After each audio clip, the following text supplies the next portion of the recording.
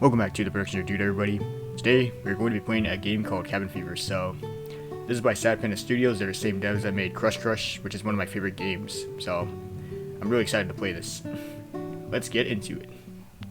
I think it was like their first visual novel they've come out with, so that's going to be cool. Alright, so we are going to be Jeongin yet again. So these voices, I think, are, what do we want for our protagonist? Hey, how's it going? Hey, how's it going? Hey, how's it going? Hey, how's it going? Yeah, sure, I'll have him voice some stuff. I think they only voice like the lines they say out loud. I have to like read the thoughts out sometimes though. Alright, so this game contains sensitive information, and yeah. As long as you're over 13, you should be fine. It says, basically. Alright, so Chapter 1, Prologue. Let's go.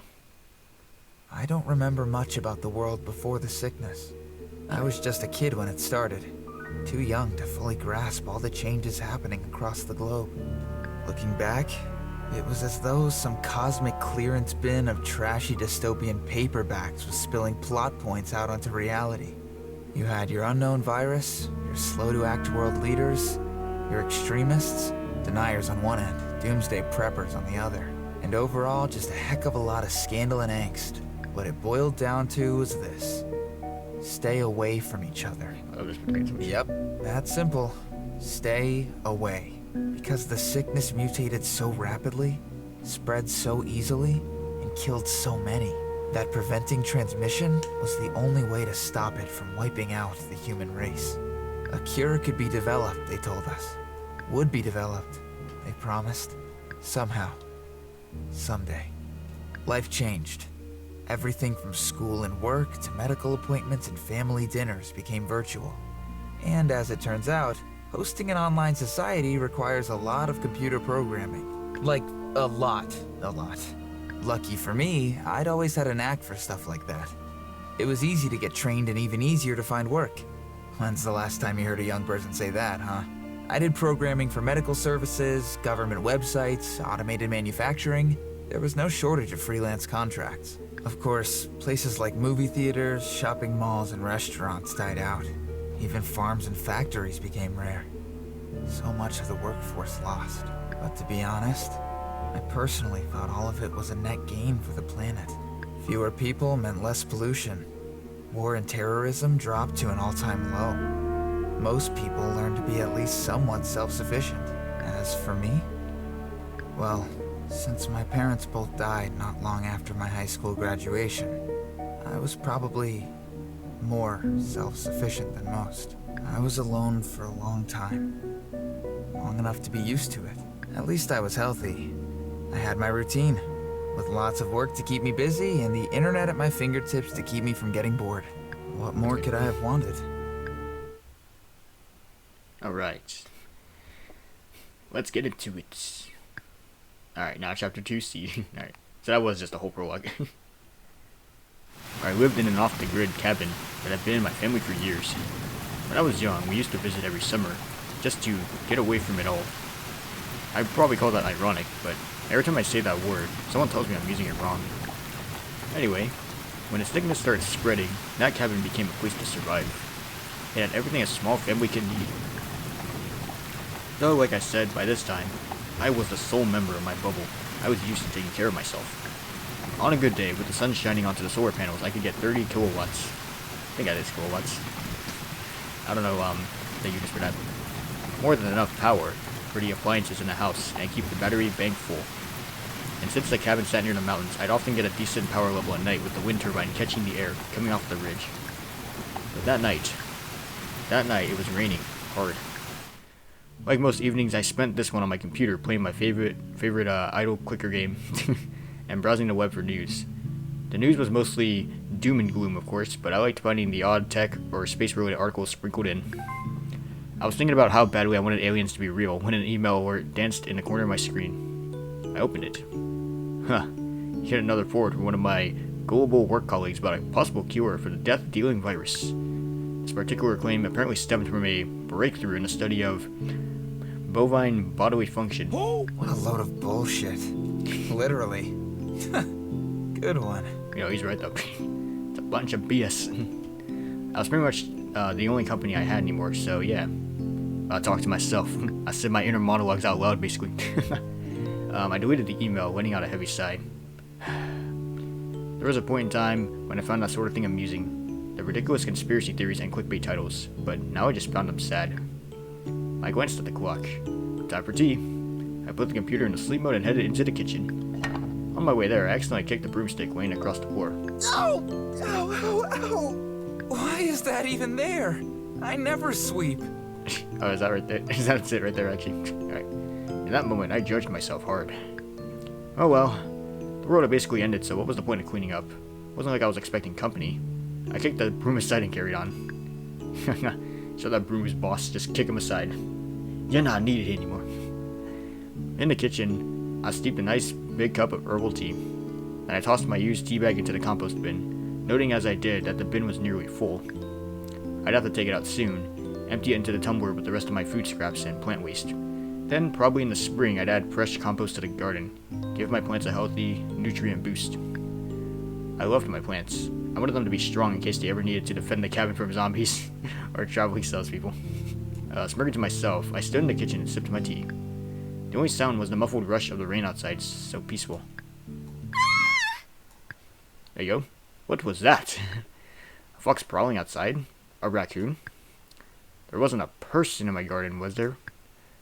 I went to the window, peering out into the darkness and listening hard. I don't have to go out there and check, do I?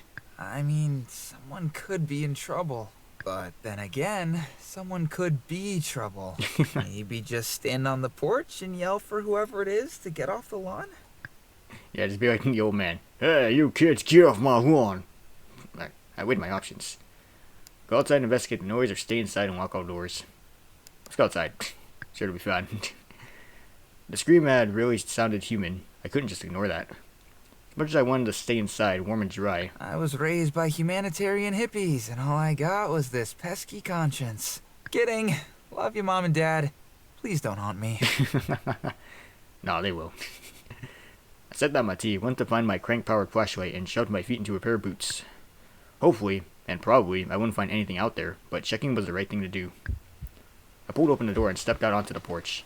The flashlight flickered pathetically. Luckily, all you need to power up a hand-crank flashlight is hands, which I had. I scanned the dark garden. Raindrops lit up as the light passed over them, and the trees and shrubs around the cabin swayed. All I could hear was wind and rain.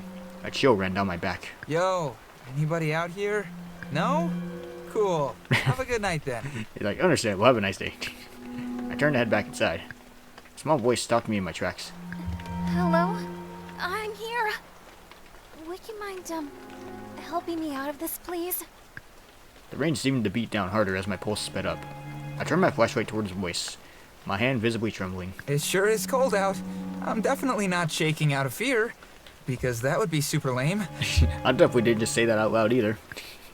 Forced myself to step down off the porch and follow the path until finally I was close enough to make out the shape of a person. As the weak flashlight beam illuminated more, I gasped. Whoever I'd been expecting to find certainly wasn't this delicate wisp of a girl. She was so pale she almost looked like a ghost. Even her hair, long and clinging to her face in the rain, shone bright, almost white in the glow of the flashlight. She crouched on her hands and knees in the mud as though she'd fallen. 100 questions raced in my head. Where did she come from? How long had she been out in a storm? Why wasn't she dressed for the rain? Was she lost or was she sick? You know what? I think I might take this for a thumbnail. I tried to sound tough, like my dad would have. You there! What are you doing on my property? The young woman squinted against the flashlight. Please? I got lost and I promise I wasn't trying to steal anything. That's what they all say. Her voice quivered, which I thought was kind of dumb. After all, she was the interloper. It was me who should have been freaking out, which I was. Well, then explain yourself! Why are you just laying on the ground there? Seems pretty sus. Yeah, why'd you add that last part? I don't know. What was I trying to do? Lighten the mood? She's an imposter. The girl turned her head away. Was she trying to make me feel bad? Was she, God forbid, stifling a cough? I took a step back, unwilling to take any chances. I can't get up. Her matter-of-fact tone surprised me. I guess I was expecting some elaborate sob story and her pleas for food, or money or medicine. Could still be a trick, I thought. She'd be getting ready to rob me. She's scheming. At this point, my flashlight was starting to lose its brightness. I stood there, cranking the handle to power the light back up. It was a long, awkward intermission, backed by the droning sound of the flashlight being worked, but the light was coming back on. I wanted to crank a few more times to shine it brighter on her. The whole horrifying picture became clear. Somehow the girl had gotten her leg caught in one of my animal traps. She must not have seen the old rusted thing in the dark, and it had grabbed her calf and torn it open. Yeah, you can see that right there. Slightly graphic, but that's fine. Alright, this probably isn't a trick anymore. Oh my god! Are you okay? I started to move towards her, but then my own legs froze in fear. Fear of getting close to another human. If she was sick, then I could get sick. I'm gonna get the virus again. But then I had no way of knowing whether or not she carried the virus. Right now she was hurt and trapped because of me. I felt horrible. If I left her to fend for herself, anything could happen. A hungry bear might come along. The weather could turn freezing, and even if she did manage to get herself out of the trap, she would probably develop an infection fast in such a nasty wound. Swallowing hard, I clenched my fists and forced myself to approach her. I had to get way too close for comfort, but I crouched, opened the trap, and freed her leg. She's bleeding pretty heavily, though now that I could see it up close, it didn't look to be as deep as I feared. Oh, thank you. I'm so glad you found me. I was afraid I'd be trapped in that thing all night. I stood up quickly and took a few steps back. For some reason, the girl was smiling at me. Didn't she understand that it was my stupid fault she'd gotten hurt? Then again, maybe she shouldn't have been sneaking around in the dark. My brain bickered with itself over who was to blame for realizing the girl wasn't able to get to her feet. I reluctantly offered a hand, wishing I thought to put on some nitrile gloves. Why would I have thought of that? I haven't seen another human in... How long had it been? Accepting my help, the girl climbed to her feet. She wobbled, leaned in, and grabbed my waist to use me as a crutch. Sorry. Is it okay that I'm touching you like this? Her words sent a chill down my spine. Touching. Just the thought of it made me break out in a cold sweat. It's fine. Let's just get out of this rain. What was I doing? When I had decided to let her into my house, the warm light glowing inside the cabin was like a beacon drawing us in. Well, said my brain to myself, I guess this is a thing we're doing now. I no longer needed my flashlight, so I tucked it away and used that hand instead to help support the injured girl up the pathway. My arm around her waist and her arm around my shoulder, it became very clear to me how small she really was. Small and delicate, like a folded paper crane. A soggy, limp paper crane in a drenched dress that clung to her shivering body. Just then my pant leg caught on something, a nail jutting out from the side of the porch. I felt the fabric tug and rip as we moved past. Great. What an evening this was turning out to be. Once we made it inside, I helped the stranger sit down on a wooden chair. I made a mental note to disinfect that chair later, and my clothes. Maybe even a flashlight. But first aid. Where did I put that kit? I was never good at staying organized. Even on my computer, all my folders and internet tabs were a mess. No point finding entropy. This was my philosophy. I searched the drawers, the counter, and the floor, and nearly tripped over that dumb broom again, before finally finding the first aid kit. It was not well stocked, but it would do for now. I gathered up some towels and my forehead thermometer too. Then I washed my hands, pulled on some gloves, and a face mask from an old box in the back of the cupboard, and brought everything over to the waiting girl. Before anything else, let me scan your temperature. I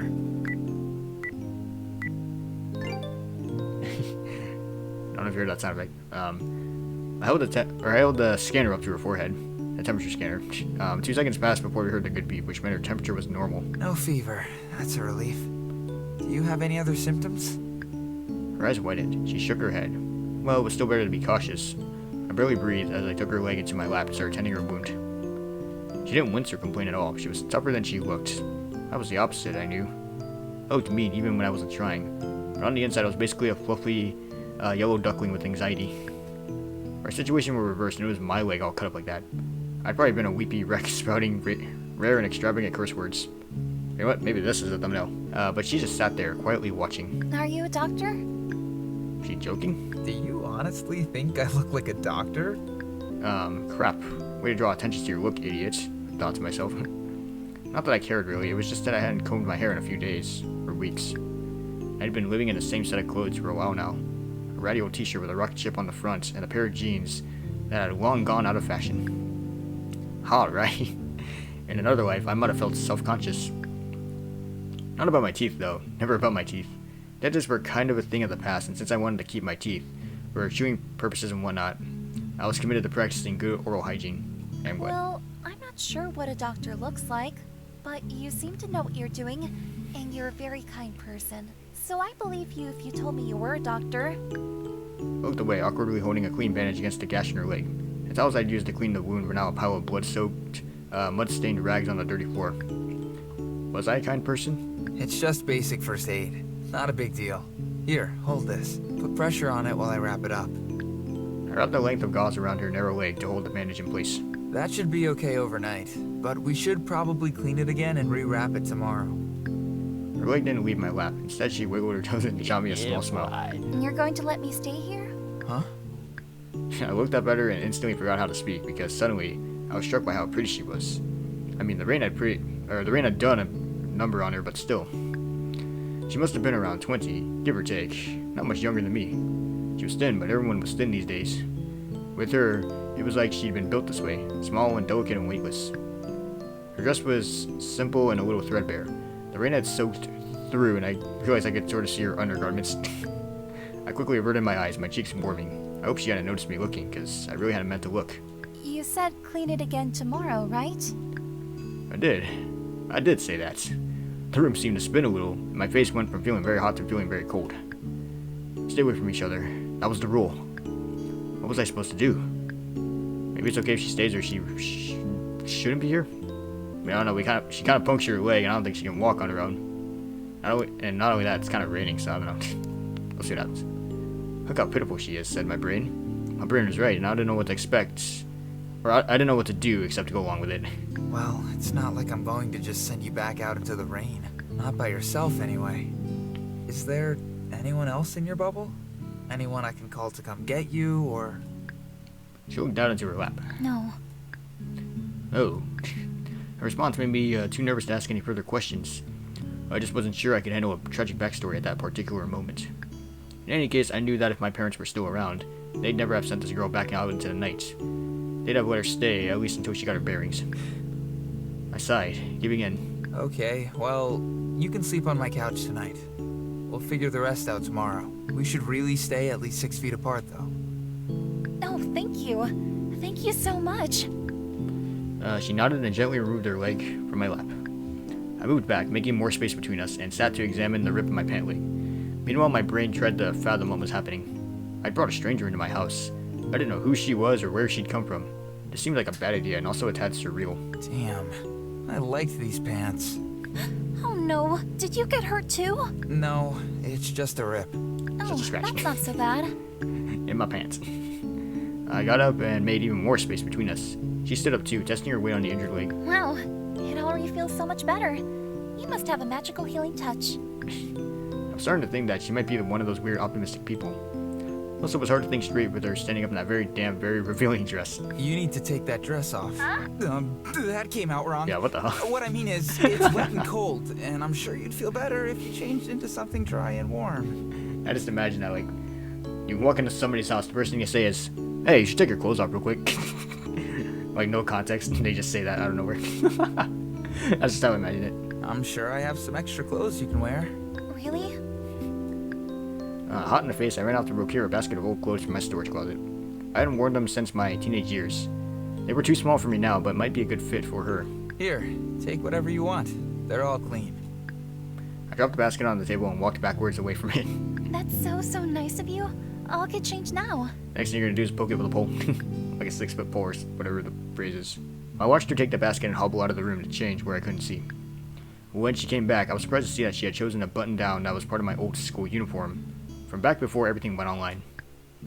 I'd have been much younger and much smaller when I wore that shirt, but even still, it swam on her frame. It almost looked like a nightgown, which was probably why she had chosen it. I haven't felt this comfy since I don't know when. It's a school shirt, right?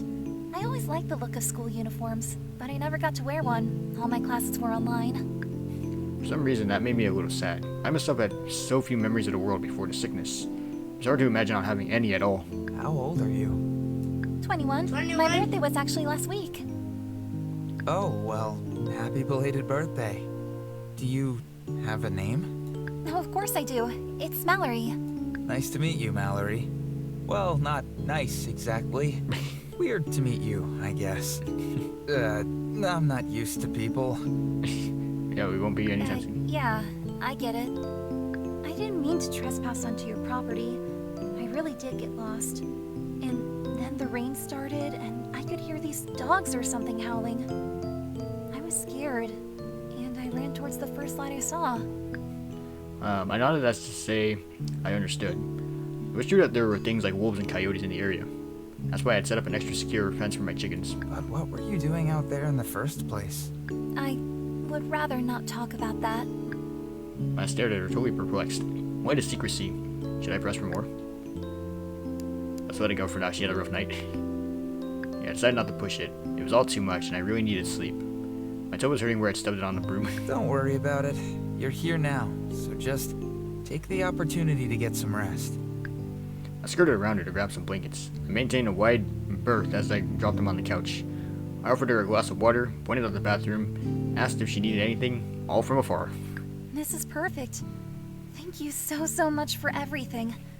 Truly, I'm lucky to have met you. Yeah, just try not to touch anything, okay? I shuffled my feet awkwardly. Okay, I'm going to bed.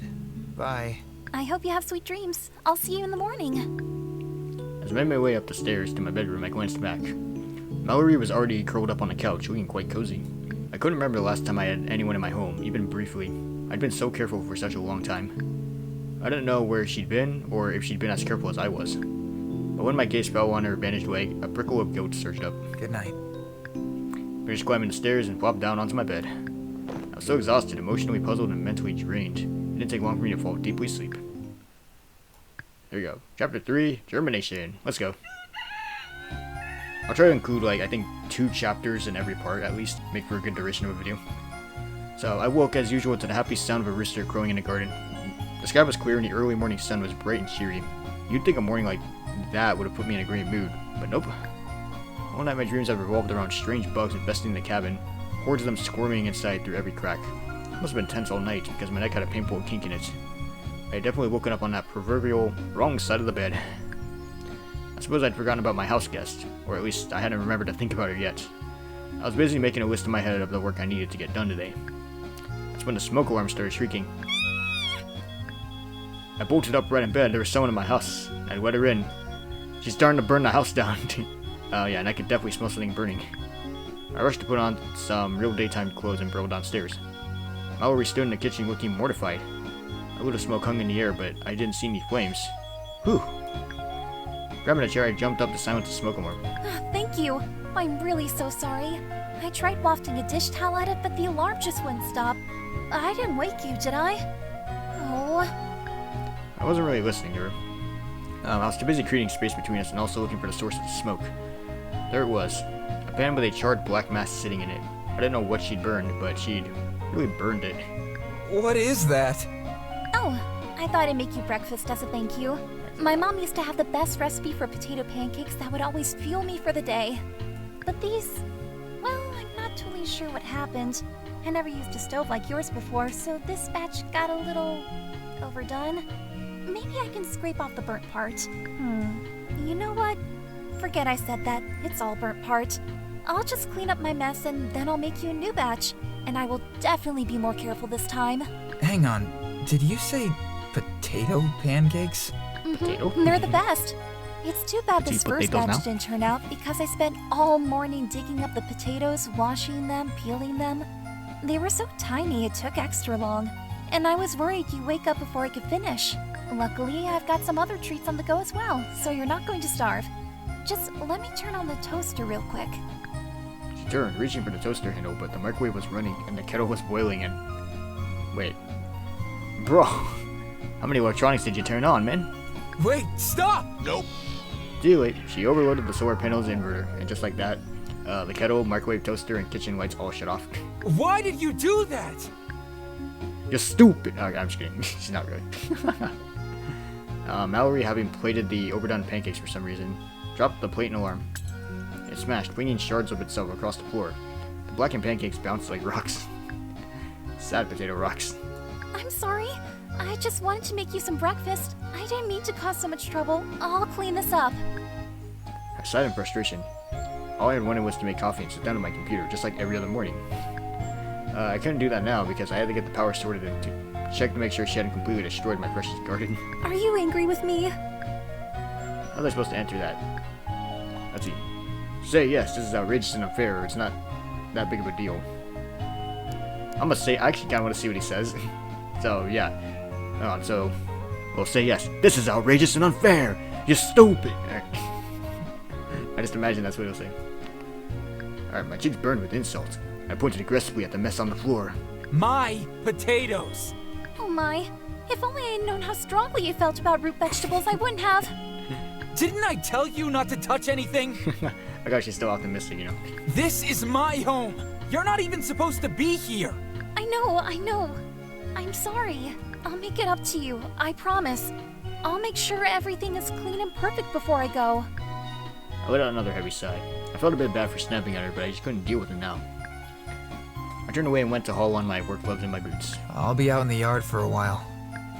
I went out, and as I pulled the back door shut behind me, I heard a soft sound from the kitchen, like a heavy sigh or a stifled sob. Wait, was she crying? What did I get myself into? For real. I can't believe... I think I accidentally cut that off a little. I continued muttering grumpily to myself as I strode out into the garden. Then I took a deep breath of fresh, cold air. It had an autumn bite to it, but the sun was warm. I felt instantly calmer. Oh well, she'll be gone soon anyway. I took my time that morning, dealing with the power issue and making the usual rounds. Happy ends? Check. Busy beehive? Check. I did a rough count of the firewood in my shed, then made my way back around to the front of the cabin. I stopped when I saw the bloody animal trap where Mallory had gotten hurt the night before. Damn, that had to have been painful. I felt pretty bad. The traps were only supposed to be wards, something to keep my bubble a little safer from dangerous wildlife. But I'd never meant for anyone to get hurt. I looked at the trap, wondering if I should rethink my setup. Move the trap, leave where it is. Probably should move it. Decided to move the trap and set up further away from the house, closer to the woods. Maybe next time I'll catch something less likely to ruin my day. Okay, that was a bit harsh. She didn't mean to ruin my day. A rabbit would be good, though. I ignored a sudden craving for rabbit stew, and having finished with the trap, wandered down to the garden. Right away I could see where Mallory had dug up breakfast. I surveyed the overturned earth with a heavy heart, noticing a handful of small potatoes uprooted and abandoned. Well, could always plant something new here. It was the right time of year for garlic. The sun had already climbed high into the sky, and I was feeling almost warm enough to peel off my sweater. I figured I should probably go inside, maybe eat something, check in on poor Mallory, and get to work on my computer. Right away as I went inside and kicked off my boots, something didn't feel right. It took me a moment to realize. The mess was gone. There were no brooms on the floor, no garbage bags waiting to go out, no scattered crumbs or dust bunny cities. Everything looked so clean. It literally sparkled, but how and why? Had Mallory done all of this just to make up for that little breakfast fiasco? Whoa, this is really nice. Like, really, really nice. You know it. As I looked around at all she had done, I started to feel like a bit of an ass. I figured I should apologize, but where was she? She hadn't left already, had she? Then I heard something coming from the bathroom. The sound of splashing water and a small voice humming a happy tune. My heart sank. She couldn't. She wouldn't. Without thinking, I threw open the bathroom door. Hey, Hello. I'm invading your privacy. We both stared at each other, both of us shocked at my intrusion. Then my brain kicked into gear, and I tore my gaze away from her. But it was too late. I had seen everything, including the tub full of water. What are you doing? I was just taking a bath. I pointed in the direction of the bathtub, keeping my eyes fixed on the door frame. That's my water supply! It's still warm if you want to use it. What? Did she not get it? That's my water supply! I don't like warm water. My fresh water! My drinking water! My everything water! What were you thinking? Why did you use so much? Now it's Mallory bathwater. What the hell? Or as they call it in that one anime, it's Mallory broth water. Panic was really setting in now. What if she'd run the cistern dry? I'd have almost nothing until the next rainfall, and who knew when that would be? Oh my gosh, I had no idea. I had no idea. I'm so sorry. I really didn't know. I'd never run out of water before, but that was because I'd always been so careful. This could be the very day I had so deeply feared would come. How do you survive this way? It's like you're constantly wasting things! Is this why you were out in the rain last night? Did your bubble decide to kick you out because you don't know how to think before you act? Goddamn. Jeongin really in a rage. Her mouth popped open. I immediately felt bad for shouting. Damn, I really was in a bad mood today. Just finish up in here. And don't drain that water, okay? I'll repurpose it for laundry or something. I didn't want to acknowledge my own anger or the tears that had sprung into her eyes at what I'd said. In any case, I needed to check the rain barrels, like, right that second. I turned my back on her and walked away. For the rest of the afternoon, I sat at my computer waiting for Mallory to leave.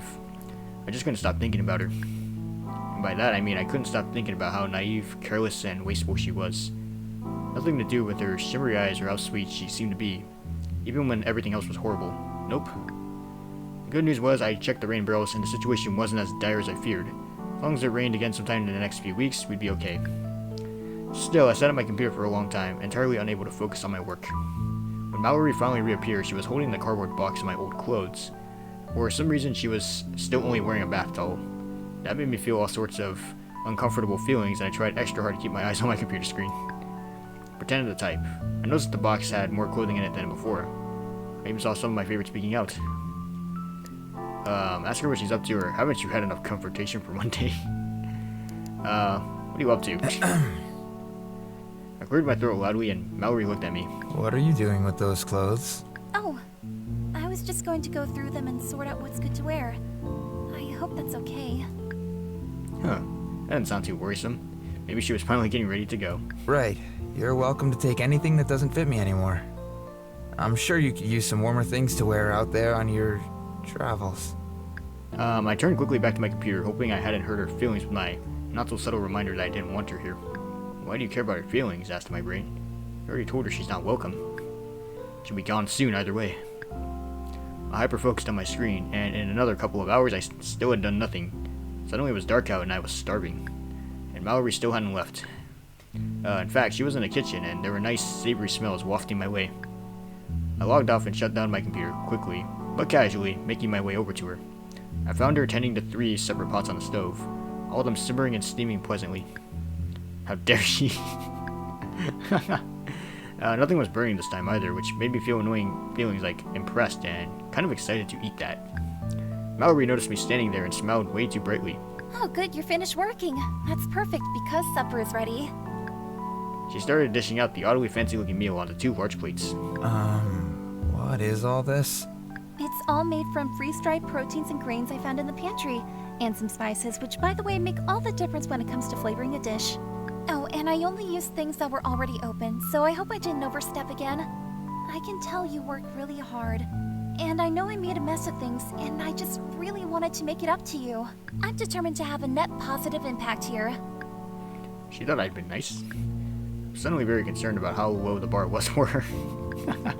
Very low standards. I also couldn't help feeling a little charmed by her determination. I wanted to let her know that I did, actually, appreciate her efforts. Well, this does look incredible. And by the smell of it, I'm pretty sure I'll be licking these plates clean. You did wash your hands before you started, right? You better have. Yeah, silly. And I still don't have any symptoms of any sicknesses either. So come on, let's eat. I want you to enjoy it while it's hot.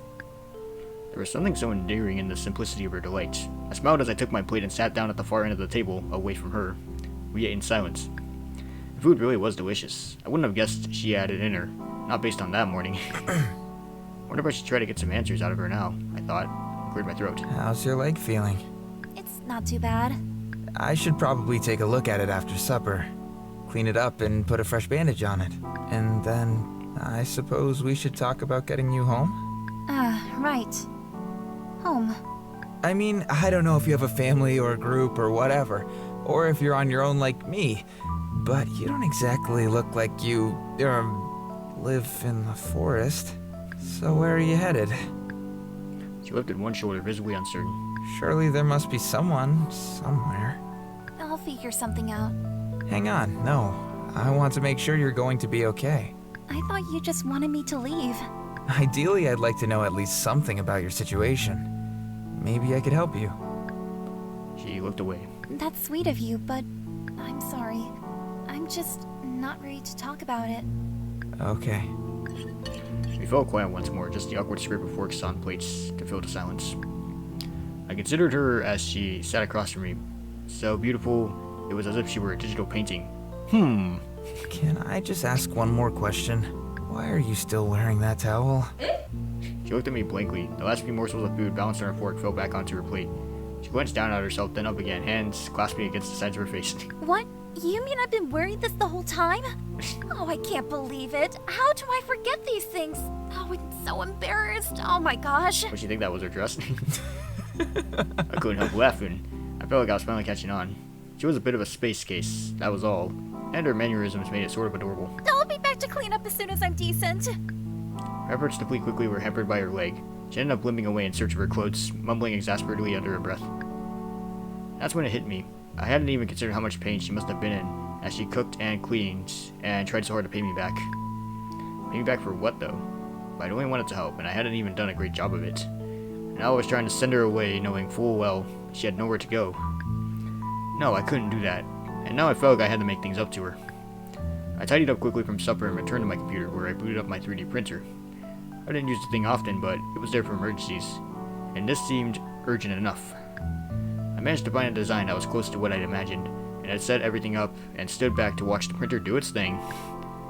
Just then, Mallory emerged wearing her dress. Oh, you already cleaned up. I guess that's it then. She stood beside the table, leaning on it for support. I stood in front of the printer while it worked. I didn't know what to say, so I decided to just let words come out of my mouth. You should stay. Also, I'm sorry. I've been a total asshat to you. She looked up at me, nervously clutching the sides of her dress in her tiny hands. Her mouth opened and closed like she didn't know what to say either, so I just kept going. It was kind of a shock to have you show up here. I haven't had anyone visit, ever, because this has always been my space, my family space. I guess I felt sort of invaded. But now I realize that's stupid.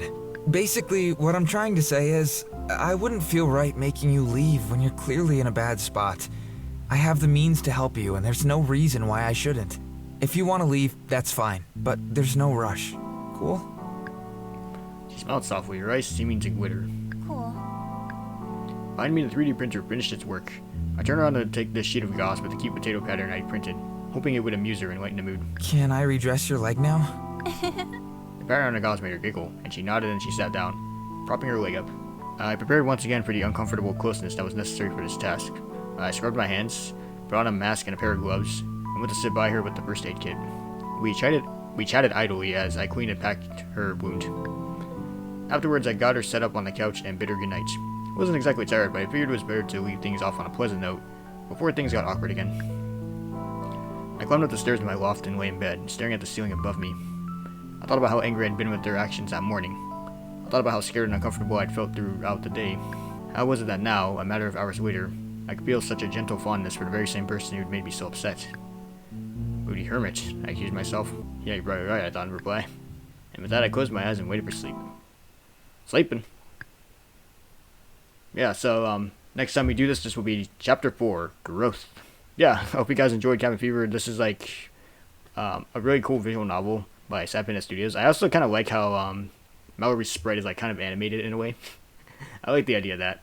Because, I know in Crush Course they do that with, like, some of the characters. They have, like, the animated pose, which is actually just, like, it's, like, considered an outfit for them. So that's kind of cool. I like that.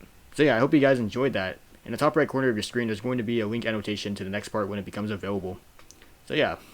Hope you guys enjoyed. I'll see you all next time. Peace.